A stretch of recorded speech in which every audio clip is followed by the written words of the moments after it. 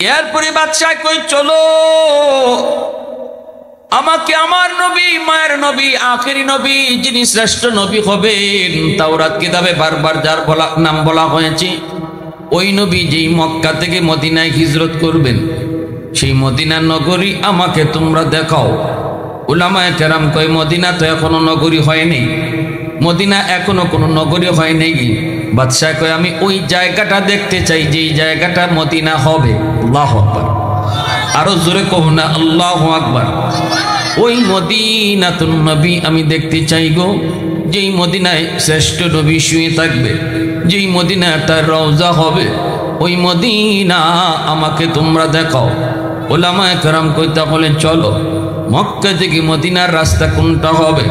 তাওরাত কিতাব উল্টায় তারা বুঝলো নবীজি তিনি মক্কা থেকে মদিনায় সোজা রাস্তায় যাবেন না, উল্টা রাস্তায় যাবেন। এরাও উল্টা রাস্তা দিয়ে হাঁটা শুরু করলো। রাস্তার কন্ডিশন দেখেই তা উলামায়ে কেরাম তারা চিনে ফেললো এই সেই রাস্তা। এই রাস্তার বিবরণটাই আল্লাহ পাক তাওরাত কিতাবে দিয়েছেন। আমরা রাস্তা পায়া গেছি, এই দিক দিয়েই নবীজি মদিনায় হিজরত করবেন। আল্লাহু আকবার, জোরে কর। তাহলে রে যুবক, আমার আপনার নবীর শুধু শান মান নয়, নবীজি কোন জায়গা দিয়ে যাইবেন, এই রাস্তাটা কেমন হবে, চিকন না মোটা, এই রাস্তার কন্ডিশন কেমন হবে, সোজা না বাঁকা, পুরা বিবরণ আল্লাহ পাক অতীতের অনেক কিতাবেই আল্লাহ দিয়েছেন। আল্লাহু আকবার, জোরে কও, আরো জোরে কও না আল্লাহু আকবার। এই রাস্তা দিয়ে হাঁটা শুরু হয়ে গেল। হাঁটতেছেন হাঁটতেছেন যাইতেছেন, যাইতে যাইতে তারা মদিনা যেই নগরী হবে এই জায়গায় তারা গিয়ে পৌঁছে গেলেন।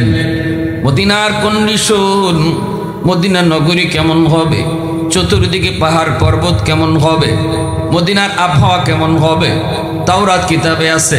কিতাবের পৃষ্ঠা উল্টায় আর তারা মিলায় মিলায় মিলায় তারা 100 100 শিওর হয়ে গেল এই জায়গায় হবে মদিনাতুন নবী, এই জায়গাটাই হবে মদিনা শহর। আল্লাহু আকবার। এই জায়গায় হবে মদিনা, যার নাম নবী আসার আগে হবে ইয়াসরিব, কিন্তু নবী আসার পরপরই নাম হয়ে যাবে মদিনাতুন নবী, মদিনাতুল মুনাওয়ারা। এই শহর, এই জায়গা তারা পেয়ে যাওয়ার পর উলামায়ে কেরাম তারা বাদশারে জানায় দিল। বাদশাহ পেয়ে গেল। চতুর্দিকে তারা ঘুরতেছে, হাঁটতেছে আর বুঝতেছে এখানেই তো নবী একদিন হিজরত করে আসবেন, ঘর বাড়ি হবে।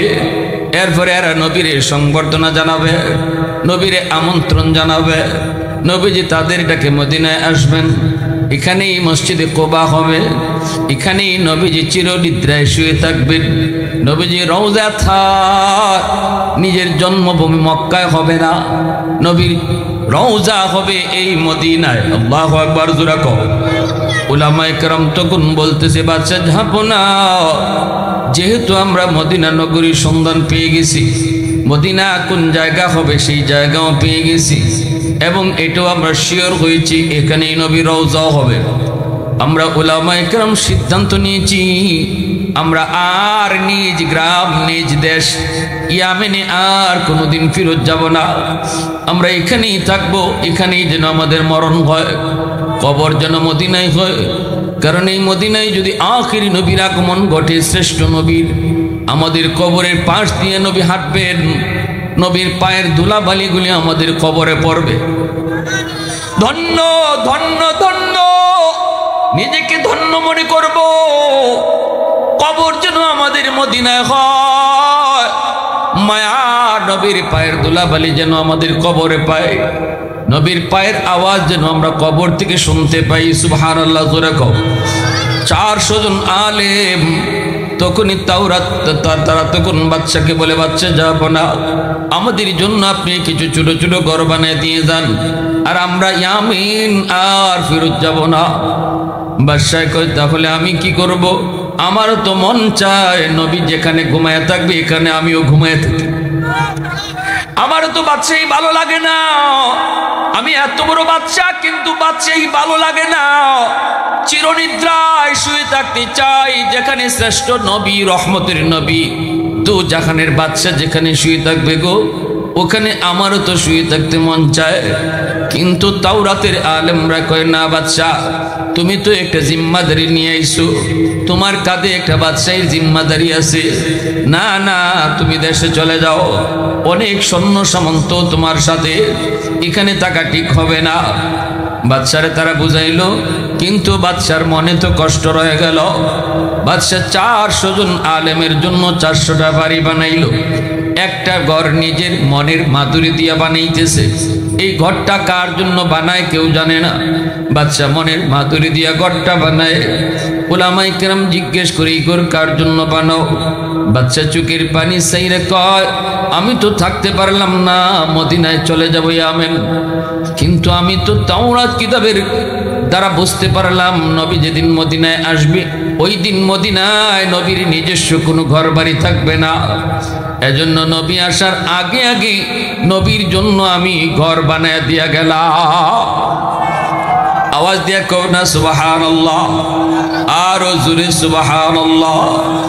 ওয়াল্লাইলু মিহি যুলফি মুহাম্মদ কাতারান্নুম والشمس من رخسار أحمد كترنم والفجر में सुबह रिसालत की बशारत والعصر में दौर नबूवत की बशारत हर फूल में रूय मदीना का तबस्सुम शाखों की लचक में बेक़दा का तकल्लुम यासीन से मौला ने कभी उनको पुकारा हामीन कभी और कभी तासीन इशारा।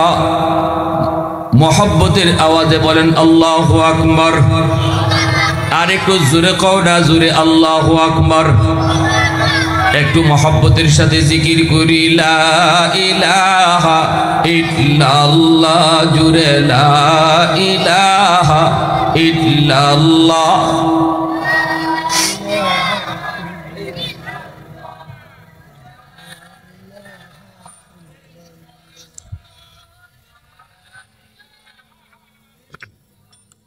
সবাই কোন, সবাই জিকির করলে কোনো গুনাহ না সওয়াব? ভাই একটু আওয়াজ দিয়া, লা ইলাহা ইল্লাল্লাহ।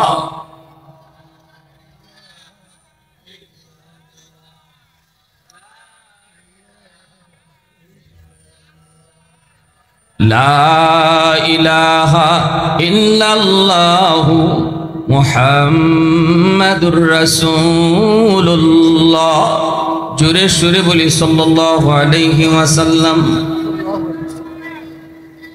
এই মনের মাধুরী দিয়া ঘরটা বানাইলো বাদশাহ, বড় মনের মাধুরী দিয়া ঘরটা বানাইলো। ঘর বানাইয়া ঘরটা তালা দিয়ে দিল, চাবিটা আমির সাহেবের হাতে দিল এবং একটা চিঠিও আমির সাহেবের হাতে দিল, আর বলে দিল আপনারা তো থাকবেন, থাকেন, এই চিঠি আর চাবিটা আমার পক্ষ থেকে আমানত। মালিক হলেন আখিরি নবী। আল্লাহু আকবার। পরম্পরায় পরম্পরায় তুমি তোমার সন্তানকে বুঝায় যাবা, সে তার সন্তানকে বুঝায় যাবে। এইভাবে হাতের পর হাত বদলায়া যেন শেষ পর্যন্ত আমার নবী পর্যন্ত চিঠি আর চাবি পৌঁছে। এই বইলা বাদশাহ চলে গেল, বাদশাহ চলে গেল। ভাইরা বন্ধুরা, আমার নবী রহমতের নবী 1000 বছর পরে নবীর দুনিয়াতে আগমন হলো। নবীজি মক্কায় দাওয়াতের কাম শুরু করলেন। 40 বছর বয়সে নবী নবুয়ত পেলেন। নবীজি দাওয়াতের কাম শুরু করলেন। মক্কার মানুষেরা নবীরে মানতে পারলো না, বিশেষ করে মক্কার লিডারগুলি নবীকে মানল না। কিন্তু মক্কার কিছু যুবক আমার নবীকে তারা সাপোর্ট দিল। মক্কায় নবীরে যারা সাপোর্ট দিছে, নবীর পাশে যারা তাকে সহযোগিতা করছে, সেই সমাজটা ছিল যুব সমাজ। আল্লাহু আকবার। জোরে কও, আরো জোরে কও আল্লাহু আকবার, আরো জোরে কও আল্লাহু আকবার। থাকতে দিবেই না নবীকে, নবীকে হত্যা করার জন্য প্ল্যান করলো। আল্লাহর নবী ঘরের মধ্যে নবী শুয়ে আছেন, চতুর্দিকে দুশমন। আবু জাহেলের নেতৃত্বে নবীর ঘর ঘেরাও করে ফেললো।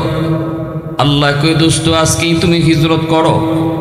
নবীজি আজ রাতেই হিজরত করবেন, অথচ ঘরের চতুর্দিকে দুশমন দেশি অস্ত্র লইয়া। আল্লাহ নবী কো, মালিক হিজরত করব, কিন্তু যাইমু কেমনে? চতুর্দিকে তো দুশ্মন দাঁড়ায় আছে অস্ত্র লইয়া। আল্লাহ কই, দোস্ত এক মুঠ বালি হাতে নেও, দুশ্মনের দিকে ঢিল মারো, সবগুলা দুশ্মনরে আমি আল্লাহ অন্ধ বানায় দিব, আমি অন্ধ বানায় দিব। নবীজি যাবার আগে হযরত আলী রাদিয়াল্লাহু তাআলা আনহুকে নবী চাদরে ঘুম পাড়াইলেন। নবী বলতেছেন, আলী, আমার কাছে ওদের কিছু আমানত আছে, আমানত। আমি যদি চলে যাই ওরা বলবে মুহাম্মদ আমানত নিয়ে চলে গেছে, এই আমানতটা তুমি একটু বুঝা রাখো। নবীরে যারা মারতে আসলো ওরাই নবীর কাছে আবার আমানত রাখলো। চিন্তা করে দেখছেন, নবীরে নবী মানে না, কিন্তু ঠিক না? আবু জাহেল, উতবা, সাইবা, মক্কার কাফিররা আমার নবীকে নবী মানল না, কিন্তু নবীকে আমানত তার বড় ভালো করে মানল। দামি দামি জিনিস সন্তান বাপের কাছে রাখে না, আমার নবীর কাছে রাখে। বাপ তার ছেলেকে বিশ্বাস করে না, আমার নবীরে বিশ্বাস করে। স্ত্রী স্বামীরে বিশ্বাস করে না, কিন্তু নবীরে বিশ্বাস করে। স্বামী স্ত্রীরে এতটা বিশ্বাস করে না, কিন্তু আমার নবীরে বিশ্বাস করে। ভাই ভাইকে এত বিশ্বাস করে না, ভাই ভাইকে এত বিশ্বাস করে না যতটা আমার নবীরে এরা বিশ্বাস করত। কেমনে কি আমানতদার। এজন্য দামি দামি জিনিসগুলা নবীর কাছে আমানত রাখত। যারা নবীর কাছে আমানত রাখছে এরাই আজকে রাত্রে নবীরে মারতে আইছে। আল্লাহ নবীকে, আলী, আমানতটা তুমি বুঝে রাখো, আর এই যে লিস্ট, এই লিস্ট মোতাবেক এদের জিনিসগুলা দিয়া দিও। তুমি যে আমার চাদরের নিচে ঘুমাইবা, রিক্স আছে আলী, হাই রিক্স। এরা কিন্তু তোমাকে মুহাম্মদ মনে করে হত্যা করে ফেলতে পারে। একটু ভাববে দেখো, তুমি রাজি নি? আলী রাদিয়াল্লাহু তাআলা আনহু বলে, নবী গো, আমি খুশি মনে রাজি। আলীর হাতে নবী আমানত বুঝাই দিয়া নবী যাইতেছেন। এই মুহূর্ত আমানতের গুরুত্ব নবী বুঝাই গেছেন উম্মতকে, আর বলে গেছেন, লা ঈমান লিমাল্লাহ আমানাতালা, লা ঈমান লিমাল্লাহ আমানাতালা, লা ঈমান লিমাল্লাহ আমানাতালা। আমানতদারি যার নাই তার ঈমান নাই, তার ঈমান নাই, তার ঈমান নাই। ইজা যুকিয়াতিল আমানাতু ফান্তাজিরিস সাআ। রাসূল বলেন, কিয়ামতের আগে এটা একটা আলামত, বেশি বেশি আমানত খেয়ানত হইব। দায়িত্ব যার কাছে যা আছে, মসজিদের কেশিয়ারের কাছে ক্যাশ আমানত, সভাপতির কাছে সভাপতি পোস্ট আমানত, মেম্বারের কাছে ওয়ার্ড আমানত, চেয়ারম্যানের কাছে ইউনিয়ন আমানত। দায়িত্ব ছোট হোক বড় হোক, যার কাছে যে দায়িত্ব আছে দায়িত্বটা আমানত, খেয়ানত করুন দিত না। ঠিক কিনা জোরে বলেন? যারা বেশি বেশি আমানতে খেয়ানত করব, আমার কাছে যেটা আছে এটা আমার না, এটার মালিক জনগণ, এই কথাটা যে বুঝতো না, আল্লাহ রসুলের ধমকিতে বোঝা যায় মরণের সময় তার ঈমান সাথে যাবে না, ঈমান সাথে যাবে না যদি আরেকজনের হক কেউ মাইরা খায়। এজন্য এটা সাবধান। আল্লাহ রসুল ওই মুহূর্তে, আমরা হইলে কইলাম নে আমারে মারতো আইছে, হের জিনিস আবার হেরে দিতাম কিতা, ঠিক না নি? আমারে মারবার লাগে আইছে, এরে আবার আবার এর জিনিস দিতাম কিতা, এগুলা লই আমি দেই। কিন্তু আল্লাহ রসুল কয় না, মারতো আইছে এটা ভিন্ন ব্যাপার, কিন্তু জিনিস রাখছে আমার কাছে আমানত। আলী, এটা বুঝা রাখো, আমি চলে যাওয়ার পর তুমি বুঝাই দিও। সুবহানাল্লাহ। আরো আস্তে কোন, আল্লাহু আকবার। আল্লাহর নবী, রহমতের নবী, এক মুষ্টি বালি হাতে নিলেন। নবী কয়, মালিক, এই বালি সামনের দিকে মারলে পিছনের দুশ্মন তো বেঁচে যাবে, পিছনে মারলে সামনের দুশ্মন বেঁচে যায়, ডানে মারলে বামের দুশ্মন বেঁচে যায়, বামে মারলে ডানের দুশ্মন বেঁচে যায়। আল্লাহ সবগুলা দুশ্মন অন্ধ হইব কেমনে? আল্লাহ কয়, দোস্ত, তুমি দুলা মারো, তোমার কাম হইল দুলা মারা, আর সাইরো ফার্সের দুশ্মন রে অন্ধ বানায় দেওয়া আমি আল্লাহর কাম। এ দোস্ত, তোমার কাম হলো ধুলা মারা আর অন্ধ বানিয়ে দেওয়া আমি আল্লাহর কাম। নবীজি পবিত্র কোরআনে সূরা ইয়াসিনের আয়াত পড়ে ফু দিয়া যখন দোলাগুলো ফালায় দিলেন, আল্লাহ সবগুলি দুশ্মন রে, চারিদিকের দুশ্মন রে অন্ধ বানিয়ে দিল। দুলাগুলো এদের চোখের মধ্যে গিয়ে পড়ল, এরা চোখ কসলানি শুরু করলো। নবীজি এইবার তাদের পাশ দিয়ে চলে গেলেন। নবীজি তো চলে গেলেন, এখন আমি আপনি যদি আল্লাহরে জিগাই মালিক, তোমার নবী তো আমানত হাওলা করলো আলীর, কিন্তু তুমি তোমার আমানত কার হাওলা করেছো? আল্লাহ জবাব দিবে, আমি আমার আমানত আবু বকরের হাওলা করেছি। আল্লাহু আকবার। সিদ্দিক আকবরের দরজার সামনে যে নবী দাঁড়ালেন, দাঁড়ায় নবীজি আস্তে করে ডাক দিলেন, আবু বকর। এক ডাকেই আবু বকর দরজা খুলে দিলেন, আস্তে করে ডাক দিলেন, দরজা খুলে দিলেন। নবী কয়, আবু বকর, সমস্ত মানুষ ঘুমায় আছে, পাকপাকালি ঘুমায় আছে, পশু পাখি ঘুমায় আছে, তুমি কি ঘুমাও নাই? তুমি কি ঘুমাও নাই? এক ডাক, আবার আস্তে করে ডাক, কেমনে তো তাড়াতাড়ি দরজা খুলছো? সিদ্দিক চোখের পানি মুছে আর কই, নবী গো, আজ থেকে 40 দিন আগে আপনি ইশারা দিয়া কইছিলেন আবু বকর রেডিতেই কো, যে কোনো এক রাতে তোমাকে নিয়ে হিজরত করব। ওগো নবীজি, ওই দিন থেকে আমি আবু বকর কোনো রাতে বিছানায় পিঠ লাগাই নাই। দরজার পাশে দাঁড়ায় দাঁড়ায় সারা রাত আমি কাটায়া দিছি। শুধুমাত্র আপনি ডাক দিলে যদি তাড়াতাড়ি খুলতে না পারি আপনার কষ্ট হবে, এজন্য দরজার সামনে দাঁড়ায় দাঁড়ায় সারা রাত কাটাইছি। একটু জোরে কও না সুবহানাল্লাহ। সিদ্দিক তেরা নাম সে ইসলাম রহেগা, सिद्दीक तेरा नाम से इस्लाम रहेगा, दुनिया की सदाकत में तेरा नाम रहेगा, दुनिया की सदाकत में तेरा नाम रहेगा, फारूक तेरा नाम से इस्लाम रहेगा, दुनिया की अदालत में तेरा नाम रहेगा, दुनिया की अदालत में तेरा नाम रहेगा। मुसलमाনের আওয়াজে বলেন আল্লাহু আকবার।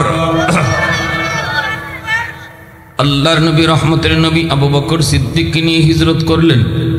নবীজি মদিনায় ঢুকলেন। মদিনার মানুষ নবীকে সুস্বাগতম জানালো। মদিনার ছোট ছোট বাচ্চারা নবীর আগমনের গান গাইল। আল্লাহু আকবার জোরে কোন। কুবা এলাকায় নবীজি প্রথম অবস্থান করলেন। সর্বপ্রথম মসজিদ নির্মাণ করলেন মসজিদে কুবা মদিনায়। আর নবী বললেন, এই মসজিদে 2 রাকাত নামাজ যে পড়ব তারে আল্লাহ একটা কবুল উমরার সওয়াব দান করব। মদিনার মানুষ ওই কুবা এলাকায় যাইতেছে, নবীরে সুস্বাগতম জানায় মদিনায় ঢুকাইব। এইদিকে ওই চিঠি আর চাবি, মনে আসেনি? জন্মের 1000 বছর আগে এই চিঠি আর চাবি, বাপে দে ছেলে রে ছেলে, তারপরে দে তার ছেলে রে ছেলে, তারপরে দে তার ছেলে রে, এইভাবে হাত বদল হইতে হইতে হইতে হইতে নবী যেদিন মদিনায় হিজরত করলেন, ওই দিন চিঠি আর চাবি যার কাছে আইসা পৌঁছলো তিনি হলেন হযরত আবু আইয়ুব আনসারী রাদিয়াল্লাহু তাআলা। মদিনার মানুষ কুবা এলাকার দিকে যায়, সবাই দলে দলে যাইতেছে। সবার মনের ভিতরে আরজু আর আকাঙ্ক্ষা হলো, নবী যদি আমার বাড়িতে থাকতেন, নবী যদি আমার ঘরে উঠতেন। সবাই মনের ভিতরে এমন একটা আশা নিয়ে যাইতেছে। কুবার দিকে যায়, দলে দলে যায়, কিন্তু আবু আইয়ুব আনসারী তিনি তো যায় না, কারণ তার হাতে আমার নবীর আমানত চিঠি আর চাবি। ওই ঘর যেই ঘরের চাবি তার হাতে, এই ঘরটা আবু আইয়ুব আনসারী রাদিয়াল্লাহু তাআলা আনহু তিনি শুধু মুছে আর চোখের পানি ফালায়, কান্দে আর শুধু কয়, আজকে তোমার মালিক তোমার কাছে আইতেছে। আল্লাহু আকবার জোরে কও। শুধু মুছে আর মুছে আদর করে। এই অবস্থা আমার ভাইরা মানুষেরা জিজ্ঞেস করে, আবু আইয়ুব তুমি কি যাবা না নবীকে সুস্বাগতম জানাইতে? তুমি কি যাবা না কুবায়? আবু আইয়ুব আনসারী কয়, না গো আমি যাব না, আমার কাছে আমার নবীর কিছু আমানত আছে।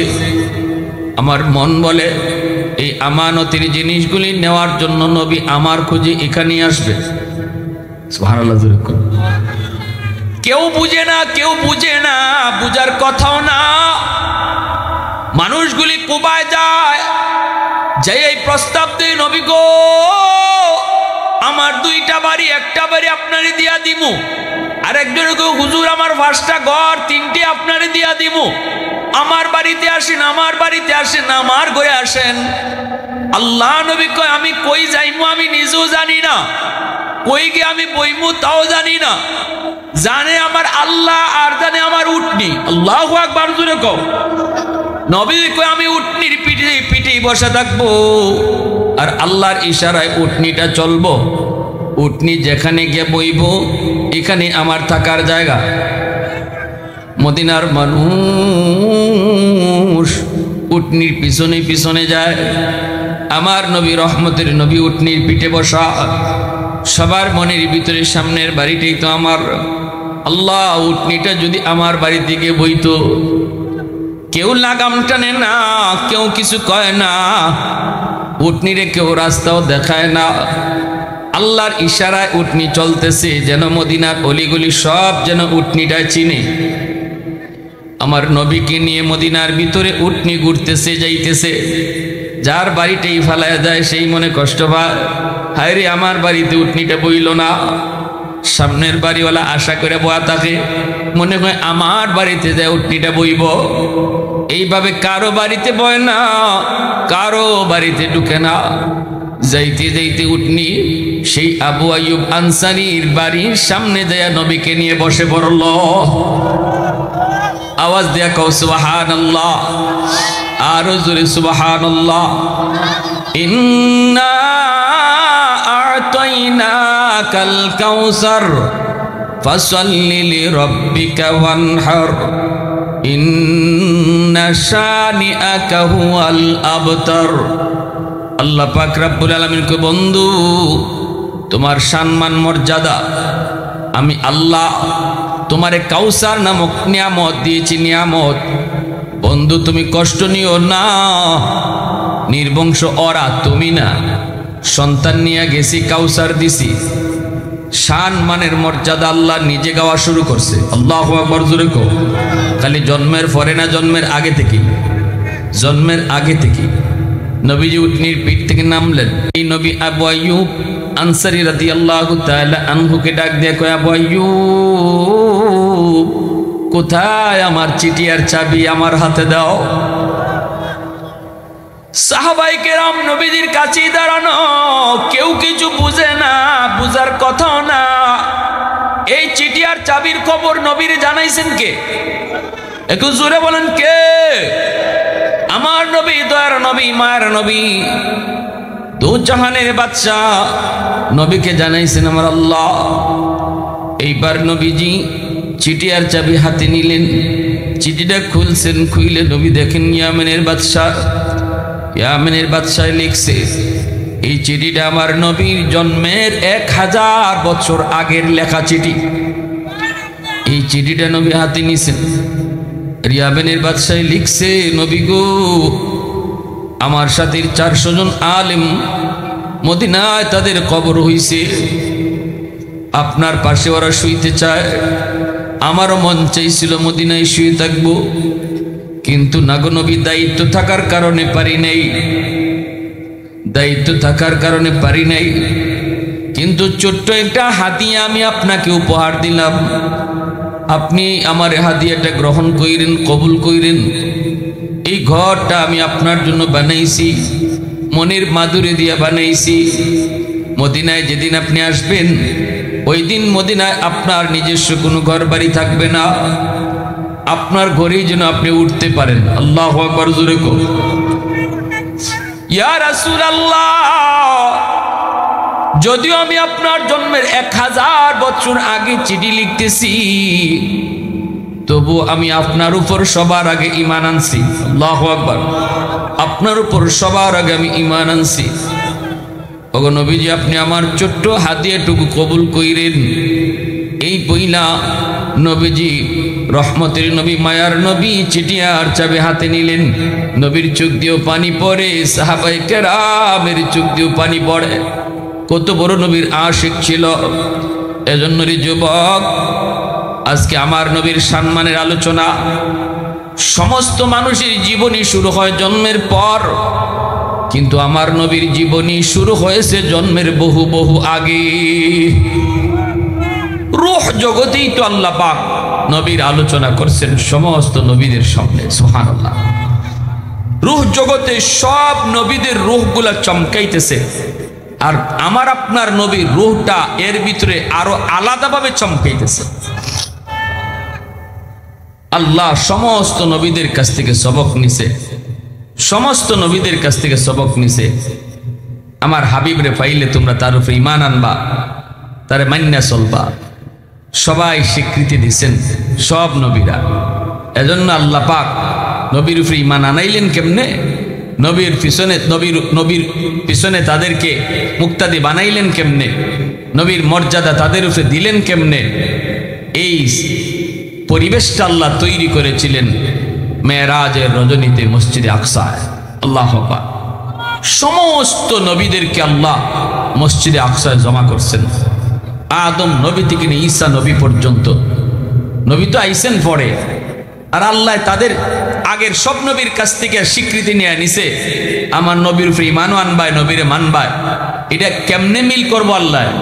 নবী দুনিয়া আওয়ার পর মেরাজের রজনীতে সব নবীর আল্লাহ পাক মসজিদে আকসায় জমা করছে। আর জিব্রাইল কইছে, যাও আমার বন্ধুরে বুরাকের পিঠে উঠাইয়া বাইতুল্লাহ থেকে মসজিদে আকসায় সফর করাও।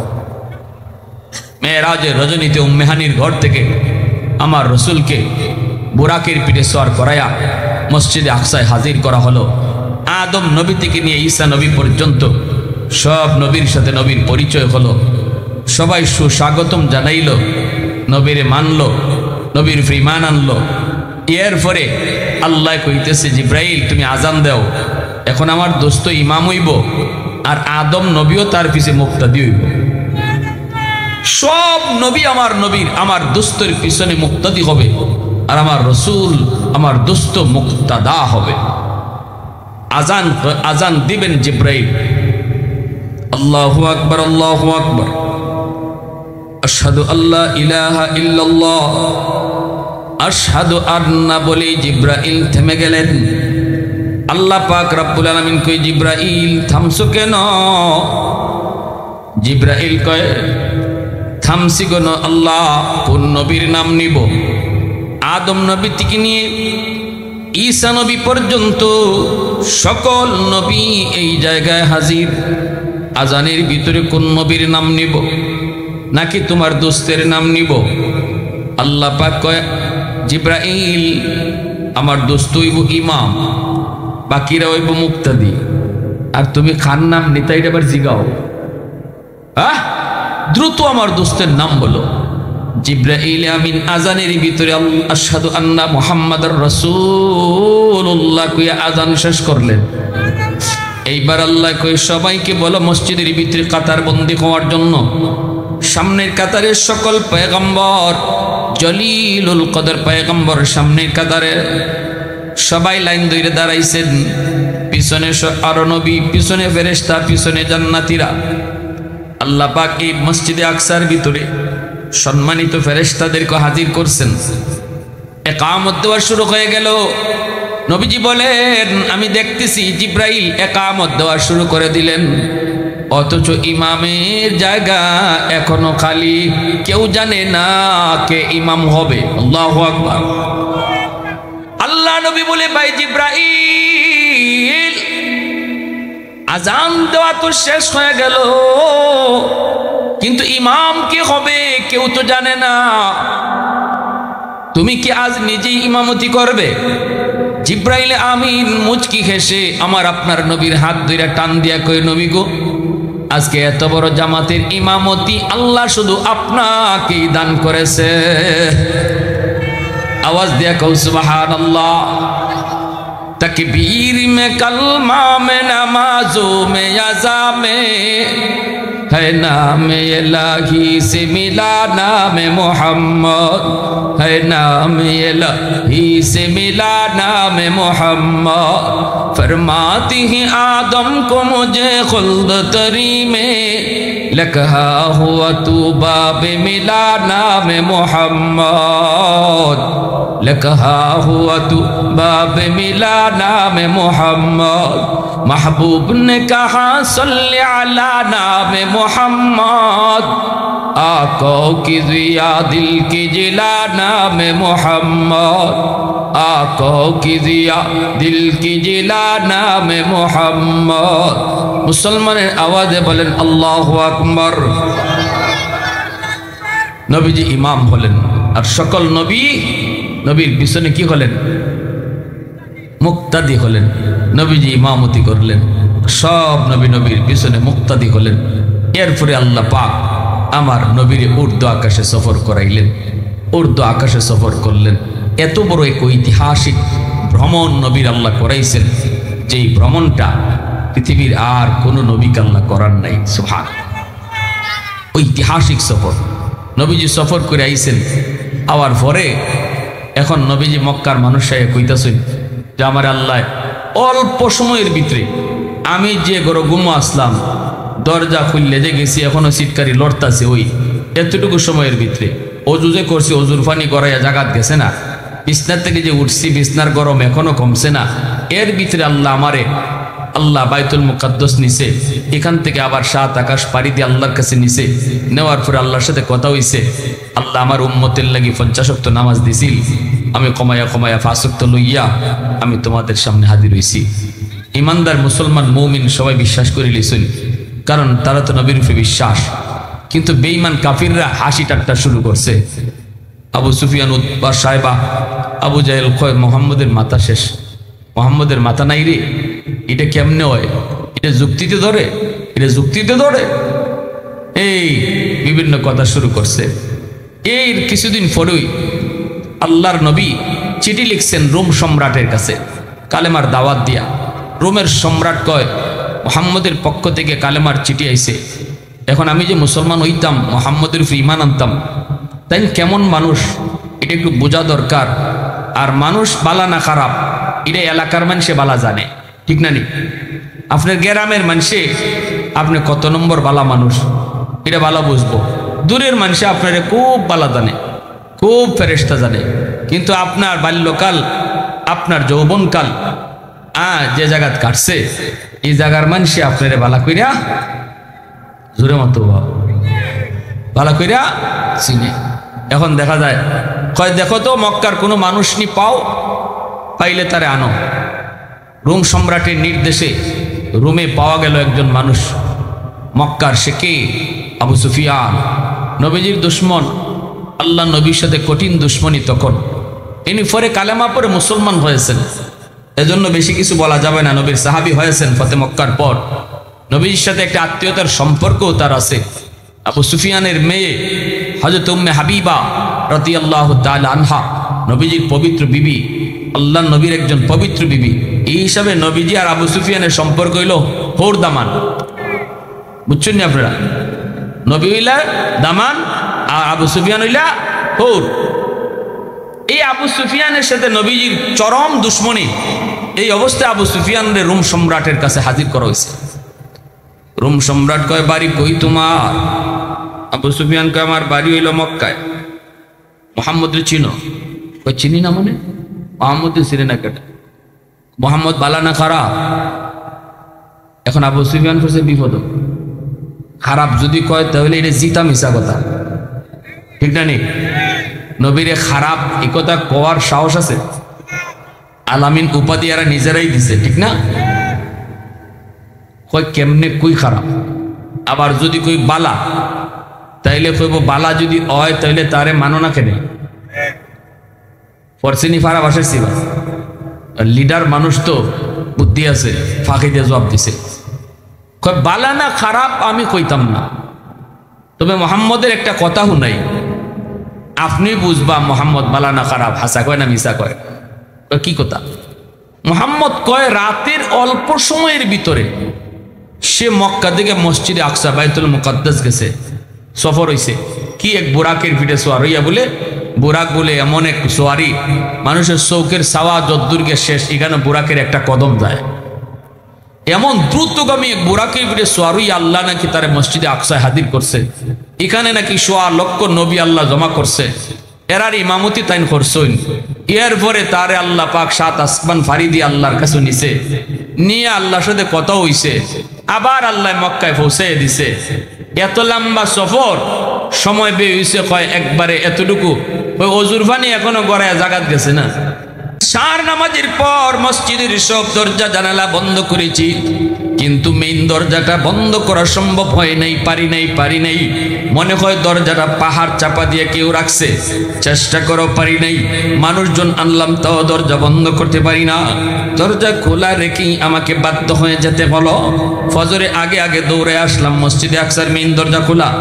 আইসে দেখি দরজার সামনে বালুর উপরে হাজার হাজার নয় লক্ষ লক্ষ মানুষের পায়ের দাগ দেখা যায়।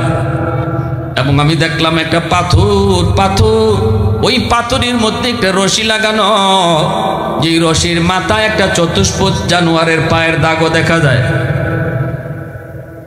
আমি এরপরে মসজিদের দরজার পাশে গেলাম, যেই দরজা আসার পরে লাগাইতে পারি না, ওই দরজা যাই আমি আস্তে করে ধরলাম, ধরতেই দেখি দরজা লাগে।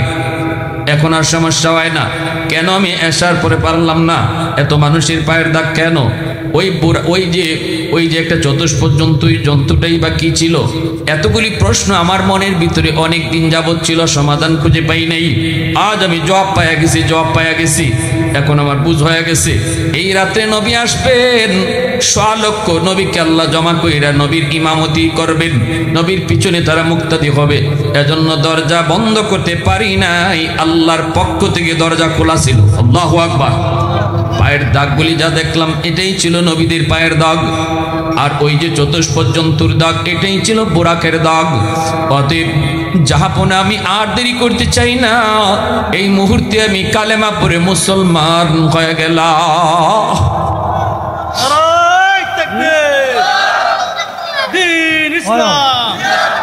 তাফসীরুল কুরআন মহাসম্মেলন, আল কুরআনের আলো, আল হাদিসের আলো, নারায়ে তাকবীর। ऐ हबीबे किबरिया तुम पर सलाम, ऐ हमारे दिल रुबा तुम पर सलाम, दिल सदा कहता रहा तुम पर सलाम, ऐ हबीबे किबरिया तुम पर सलाम। मस्जिदे अक़सा में जुमला अंबिया, मस्जिदे अक़सा में जुमला अंबिया, मुक़्तदी थे और विहा तुम मुक़्तदा, मुक़्तदी थे और विहा तुम मुक़्तदा, ऐ हबीबे किबरिया तुम पर सलाम, दिल सदा कहता रहा तुम पर सलाम। मुसलमाনের आवाज़े बोली अल्लाहु अकबर।